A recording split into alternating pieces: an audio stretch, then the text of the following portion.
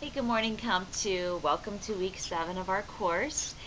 Things are flying right along. I'm just looking kind of at the big picture here, and you have one more short paper before we head into research mode, and the research paper is the exam for this course. So um, we're getting towards that middle mark, or maybe even a little past. That's kind of exciting, right?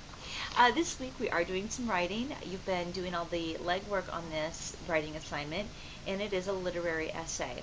I do encourage you to take a look in the Aaron textbooks and the Hirschberg textbooks from last week's reading if you didn't get a chance to do that, and do look through how they describe a literary essay. I think there's even a sample essay in there that would show you a way to respond to literature. Not looking so much for evaluative remarks, although you may evaluate. We're looking a little bit more analysis here.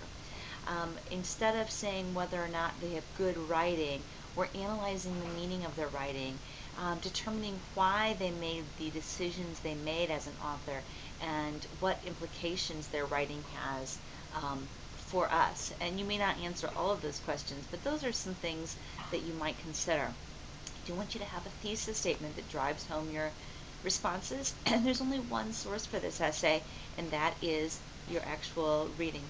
I encourage you to just really draw from what you observe on your own, from your close readings, from rereading, from what you drew from your writing to analyze worksheet, and even what other students commented on in their posts about the different articles that might, or about essays and poems that might draw on your knowledge. Feel free to do comparisons. Like, this story reminds me a bit of fill in the blank, because you can do things like that, but we're not really relying on other sources other than the actual source itself. So we're going to stay really close to the actual text instead of bringing in other people's opinions, just you and the text.